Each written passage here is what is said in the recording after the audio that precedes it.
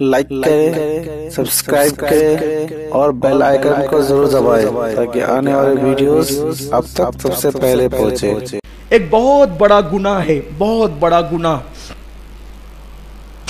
जिसको ज़िना से भी बदतर कहा गया है, वो है सूद। सूद, ब्याज। एक जवान था, पहले सूद का गुनाह सुन ले। फरमाया गया सूद का एक लुकमा खाना और माँ के साथ 36 मरतबा ज़िना करना, ये दोनों बराबर बराबर है। इतना बड़ा गुनाह है सूद का। अब सुनिए दिल के कानों से, कैसे कैसे बंदे तौबा करें, कामयाब होते हैं। एक जवान है, जवानी में पैसे कमाने की बड़ी लालच होती है आदमी को, कुछ बन जाऊं, कुछ कमा लूं। अल्लाह करे कमाए, लेकिन हलाल से कमाओ, हराम से नहीं। खूब कमाओ, इस्लाम ने कमाने से मना नहीं किया, जमाने से भी मना नहीं किया, मगर हलाल। वो जवान, उसका नाम हबीब था, बसरा का रहने वाला वो जवान, खूबसूरत जवान, सूद का धंधा करता था और दुगना चौगना 10 गुना जितना चाहता, जितनी मजबूरी होती उससे उतना सूद वसूल करता। एक मर्तबा जिसके घर चला जाता वसूल करने, कुछ लिए बगैर टलता नहीं था। हबीब ने अपनी बीवी से कहा, मैं अपनी ज़बान में समझाने के लिए कहूँ, मैं ज़रा हफ्ता वसूल करके आता हूँ, तुम मेरा इंतज़ार करो। जैसे ही वो हबीब जवान, बसरा का रहने वाला, हफ्ता वसूल करने के लिए सूद का अपने घर से निकला, छोटे छोटे बच्चे बसरा की ज़मीन पर खेल रहे थे। एक बच्चों ने कहा, हटो हटो, दूर हटो, हबीब सूद खोर आ रहा है, अगर उसके पैरों का गुबार हमें लग गया तो कहीं अल्लाह हमसे नाराज़ ना हो जाए, हटो। हबीब ने ये जुमले सुने, उसके दिल पर तीर की तरह वो जुमले लगे, अरे बसरा का बच्चा बच्चा मुझसे नफरत करता है, बसरा का बच्चा बच्चा मुझसे अदावत करता है कि मेरे पैरों के गर्द से भी बचना चाहता है। लेकिन सूद खोरों के दिल और हराम खाने वालों के दिल इतने सख्त हो जाते हैं कि जल्दी से बातें असर नहीं करती, लेकिन कुदरत जिसे बुलाना चाहती है उसके लिए कोई ना कोई असबाब और सामान पैदा हो जाते हैं। बच्चों का कहना चुप गया, लेकिन वो हबीब एक घर गया, दस्तक दी, अंदर से आवाज़ आई, कौन? बाहर से कहा हबीब। कहा देखो, तुम्हारी रकम अदा करने के लिए हमने बड़ी कोशिश की, लेकिन गुर्बत की वजह से पैसे इकट्ठा नहीं हो सके, मेरे शौहर इंतज़ाम करने गए हैं, बाद में आ जाना या तुम्हारे घर हम पैसे ला के पहुँचा देंगे। इसने कहा, क्या तुम्हें पता नहीं मैं जिसके दरवाजे पे जाता हूँ कभी खाली और वापस नहीं लौटता, अगर तुमने मुझे नहीं दिया इतना चिल्लाऊंगा कि मोहल्ले में बेइज्जत हो जाओगे, लोगों को पता चलेगा कि तुमने सूद से पैसे लिए हैं, तुम्हारी शराफत का पर्दा चाक चाक हो जाएगा। उस औरत ने कहा, देखो पैसे का इंतजाम होगा जब पैसे आ जाएंगे, लेकिन तुम खामोशी से चले जाओ। कहा कुछ लेकर के तो जाऊंगा। कहा देखो, हमारे घर में कई दिन से फाका था, मेरे शौहर कर्ज के तौर पर बकरी के सर और पैर जो है, पाए बकरी के और सर लाए थे कि बच्चों को फाका कशी से अब निजात दिला दी जाएगी और बच्चों को खिला दिया जाएगा, अगर तुम चुपचाप चले जाओगे तो मैं ये उठाकर तुम्हें दे देती हूँ, ये ले जाओ, बाकी की रकम भी आ जाएगी। उसने कहा, हबीब ने, तेरे बच्चे खाएं या मरे इससे मुझे क्या लेना, मैं तो कुछ न कुछ लेकर जरूर जाऊंगा। फिर यही हुआ, बकरी के सर और पैर लेकर हबीब अपनी जवान अपने घर को चला। जब घर पहुंचे बीवी से कहा, पकाओ, देखो हम शान से खाएंगे। खाना पकने लगा, खुशबू हांडी से उठने लगी। एक मर्द दरवेश ने दस्तक दी, हबीब तेरे घर की हांडी से कितनी खूबसूरत जो वो खुशबू आ रही है, अरे मुझे भी कुछ खिला। हबीब ने दरवाज़ा खोल के कहा, ओ फ़कीर, अगर मैंने तुझे हांडी से कुछ खिला दिया तू मालदार तो नहीं होगा, अलबत्ता मैं गरीब ज़रूर हो जाऊँगा, चल जा यहाँ से, मैं तुझे कुछ नहीं देता। जाते जाते फ़कीर ने कहा, हबीब जुल्म की दास्तानें बहुत तवील नहीं होती, जुल्म का वक्त बहुत तवील नहीं होता, अल्लाह की अदालत में एक दिन खड़े रहना है और अपने जराइम के बारे में जवाब देना है। अयहसबुल इंसानु अन युत्रका सुदा, क्या इंसान ये तसव्वुर करता है बेहिसाब छूट जाएगा? नहीं नहीं, बल्कि अल्लाह की पकड़ होगी। और अल्लाह की पकड़ कैसी है?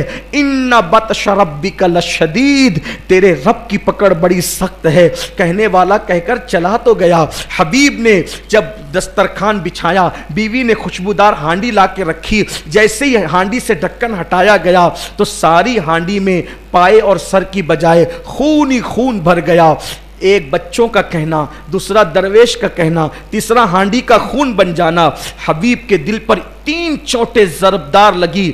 हबीब ने कहा, हबीब अच्छे दिन नहीं, अब हालात ख़राब हैं, चलो अब बदलते हैं, चलो अब तब्दील होते हैं। मैं अपने जवानों से कहता हूँ, हर आदमी सोचता है कि चलो बदल जाएंगे, लेकिन फिर सोचता है यार दुनिया गुनाहों का अड्डा है, दुनिया में गुनाह और रंगरेलियाँ हैं, हम कैसे बचेंगे। याद रखना, बचने का पक्का इरादा करना हम पर है और बचा लेना उसके करम पर है। एक मर्तबा पक्का इरादा तो करो, उसकी तरफ बढ़ने का। मेरा अल्लाह फरमाता है, जो मेरी तरफ चल कर आता है मेरी रहमत उसकी तरफ दौड़ कर जाती है। अल्लाह अकबर। हबीब के दिल में ख्याल आया, बहुत जराइम हो गए, बहुत गुनाह हो गए, बहुत बुराइयां हो गई, अब अल्लाह की तरफ पलटते, लेकिन पलटे जाए कहां, तौबा करें जाए कहां। सोचा चलो चलते हैं। दिल बेचैन था, दिल बेकरार था, कहां जाए। दिल में ख्याल आया, अरे मेरे शहर में तो इतना बड़ा वली रहता है, मौला अली का खलीफा,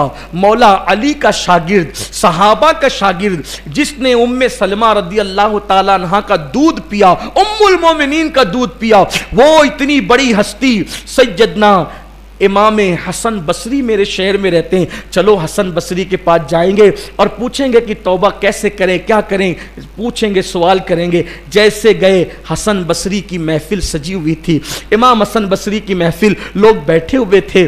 पहली मर्तबा नेकी की महफिल में हबीब वो जवान आया और आने के बाद खड़ा हो गया। इमाम हसन बसरी लोगों से कहते थे, लोगों तौबा करो, लोगों तौबा करो, अल्लाह 70 माओं से ज्यादा प्यार करता है। कोई 4000 साल तक गुनाह करे और फिर तौबा करे, अल्लाह उसे भी माफ कर देगा। लोगों तौबा में जल्दी करो, कल पे मत डालो तौबा को, पल का भरोसा नहीं, कल पे मत डालो, तौबा करो, अल्लाह से सुलह कर लो। इस तरह की बात इमाम हसन बसरी कहते कहते आप अपने रंग में गुफ्तगू करते हुए कहा, अरे तुम लोग इतने गुनहगार नहीं हो जितना हबीब सूदखोर गुनहगार है। अगर हबीब सूदखोर भी आज तौबा कर ले, अल्लाह उसको भी माफ कर देगा।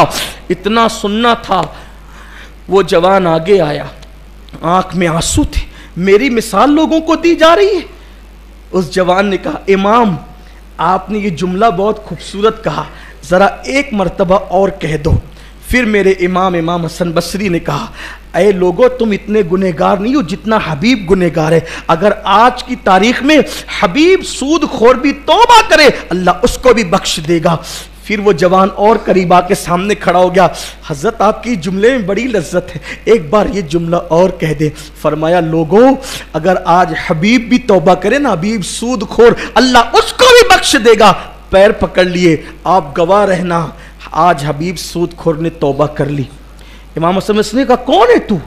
कहा, मैं ही हबीब सूदखोर हूं, अब तौबा करा दो। आप कह रहे थे ना अल्लाह माफ करेगा, आपके कहने पर, वली के कहने पे मुझे यकीन है, मैं तौबा करता हूं। इमाम हसन बसरी ने तौबा कराया, मुरीद किया। मुरीद करने के बाद अब दिल को सुकून मिला। कहा, बेटे ऐसे नहीं चलेगा, जिसका माल लिया लौटाना पड़ेगा, जिसका लिया है उसको वापस देना पड़ेगा। कहा, हजरत आप गवाह रहें, जो पहचानता हूं सबको दूंगा और जिनको नहीं पहचानता हूं सारा माल अल्लाह के नाम पे सदका कर दूंगा, अल्लाह के लिए सदका कर दूंगा। कर दिया मैंने सब। अब तौबा करके घर जा रहे, वो बच्चे अभी भी खेल रहे थे, वो बच्चे अभी भी खेल रहे थे। जैसे हबीब को देखा, कहा, हटो हटो, हबीब अल्लाह का महबूब बनकर आ रहा है, हबीब अल्लाह का हबीब बनकर आ रहा है। वो दौर मीडिया का दौर तो था नहीं। हबीब ने आसमान की तरफ देखे, कहा, अल्लाह तो कितना प्यार करता है बंदे से, मैंने कितने गुनाह किए कि लोग नफरत करने लगे और मैंने तौबा क्या कर ली। बच्चे बच्चे के दिल में तूने मेरी मोहब्बत पैदा कर दी। फिर हबीब ने कहा, अब जिंदगी भर परहेजगारी में, तकवा में, मुत्तकी बन के गुजार दूंगा। फिर इमाम हसन बसरी के मुरीद हुए, फिर खलीफा हुए, इतने मुत्तकी हुए कि उसी हबीब को दुनिया ने हजरते हबीब अजमी के नाम से जाना। और ये हबीब अजमी कौन है? गौस पाक के पीर के पीर के पीर के पीर के भी पीर है, गरीब नवाज के पीर के पीर के पीर के भी पीर है, यानी पीराने पीर के भी पीरों में बन गए सच्ची तौबा की बरकत से। फिर पता है क्या मकाम उनको मिला, क्या मर्तबा उनको मिला सच्ची तौबा की बरकत से। फिर वो बड़े नेक हो गए, अब नमाज भी पढ़ाते थे। एक दिन नमाज पढ़ा रहे थे, उनके पीरो मुर्शिद जिनके हाथ पे हबीब ने तौबा की थी, इमाम हसन बसरी उनसे मिलने आए। रास्ते में लेट हो गए, अजान हो गई। हबीब अजमी ने नमाज शुरू कर दी।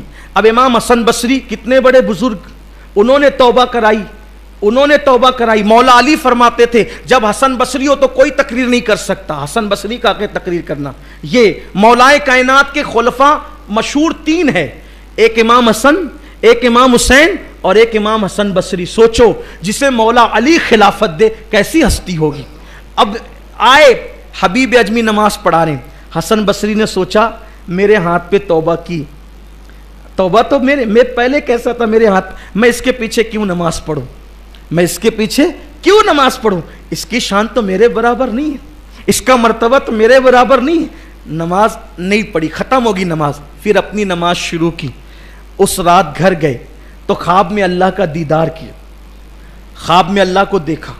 कोई बंदा ख्वाब में अल्लाह को देख सकता है, दुनिया में आंख से नहीं देख सकता लेकिन ख्वाब में। लेकिन हमारे जैसों को अल्लाह क्या नज़र आएगा ख्वाब में? बहुत बड़े मर्तबे वाले लोग होते उनको अल्लाह नज़र आता है ख्वाब में। तो ख्वाब में अल्लाह को देखा, अल्लाह से अर्ज़ की अल्लाह मेरी एक ख्वाहिश है पूरी कर दे। अल्लाह ने फरमाया क्या? कहा मैंने ज़िंदगी में जितनी इबादत की है मेरी सब इबादत कबूल कर ले, मैंने जितनी इबादत की सब कबूल कर ले। अल्लाह की रहमत ने मुस्कुराया और अल्लाह ने फरमाया हसन मैंने तुम्हें मौका तो दिया था, मैंने तुम्हें मौका तो दिया था कि तेरी पूरी जिंदगी की इबादत कबूल हो जाए, मगर तूने उससे फायदा नहीं उठाया, तूने उस मौके से मैंने मौका दिया था तूने फायदा नहीं उठाया। इमाम हसन बसरी ने कहा मौला तूने कब मौका दिया था और मैंने फायदा नहीं उठाया? कहा आज ही तो मगरिब में तुझे मौका दिया था, अगर हबीब अजमी के पीछे नमाज पढ़ लेता तो तेरी सारी जिंदगी की इबादतों को वो मकाम मिल जाता जो तू चाहता है।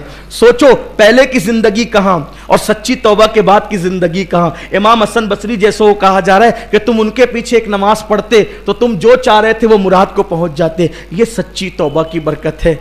आओ, बहुत गुनाह हो गए, जिंदगी का कोई भरोसा नहीं है, आप कब तक जिएंगे मैं कब तक जीऊंगा नहीं पता है। सच्ची तौबा करके अपने अल्लाह को मना लो। अल्लाह ताला आज की ये रात बहुत मुबारक रात है, अल्लाह किसी की बात रद्द नहीं करता। अल्लाह से दुआ करता हूँ अल्लाह सबसे पहले मुझ गुनहगार की, मेरे माँ बाप की और आप सब की मगफिरत फरमा।